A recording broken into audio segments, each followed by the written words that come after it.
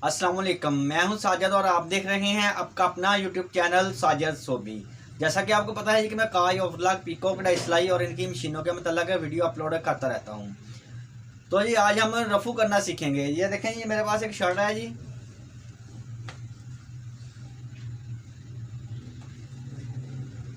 जो कि इधर से फट गई है। ये देखें,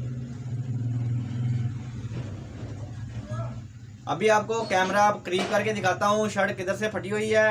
और इसको हम आज गोडे वाली मशीन के ऊपर रफू करना सीखेंगे जी। और मैं कंप्यूटर वाली मशीन के ऊपर भी रफू करने का तरीका बता चुका हूँ। अगर आपने वो वीडियो नहीं देखी, आपको नहीं मिली, तो आप मुझे कमेंट सेक्शन में बता सकते हैं।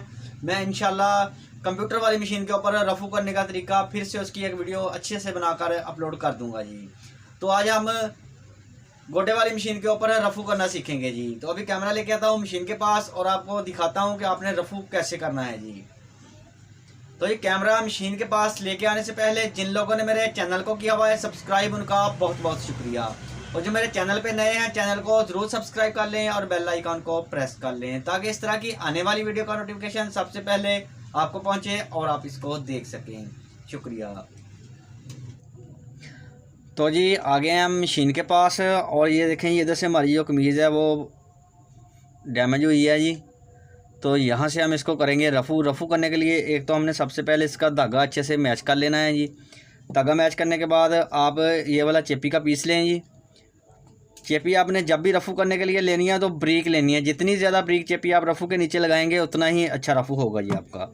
और चेपी को आप इसके नीचे इस्त्री के साथ आयरन भी कर सकते हैं जी, जोड़ सकते हैं इस्त्री के साथ। जब आप इस्त्री के साथ जोड़ लेंगे तो फिर आपको ये वाला फ्रेम लगाने की ज़रूरत नहीं पड़ेगी जी। तो मैं इस्त्री के साथ इसको बिल्कुल नहीं जोड़ने वाला जी, मैं इसको लगाऊंगा जी फ्रेम। और फ्रेम लगाने के बाद हम ये वाली जो चेपी है इसके नीचे रख लेंगे जी। नीचे जब हमने फ्रेम लगाना है तो फिर हमें इस्त्री की ज़रूरत नहीं है जी, बस हमने ऐसे ही चेपी इसके नीचे रखनी है जी। और फ्रेम लगा के चेपी को इसके नीचे रख लेना है जी इस तरह से।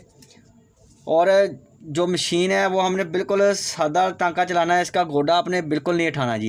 ये देखें, ये वाला जो गोडा है ना, ये उठाना नहीं, आपने बिल्कुल नीचे रखना है। बिल्कुल सादा सिलाई जैसे लगती है, सादा सिलाई मशीन करती है जी। निडल हमारी एक जगह पर ही आके बार बार गिरती है, तो इस तरह से हमने इसको करना है जी। तो पहले हम इसको एक तरफ से ऐसे ऐसे फिलिंग करते जाएंगे जी। जब ये तमाम इस तरफ को फिलिंग हो जाएगा तो फिर हम इसकी दूसरी साइड को इस तरह से घुमा लेंगे जी और दूसरी साइड को इस तरह से फिलिंग करते जाएंगे। इस तरह से जो हमारा रफू है वो दिखने में बहुत ही अच्छा लगेगा जी। तो अभी मैं आपको ये तमाम काम करके दिखाता हूँ जी।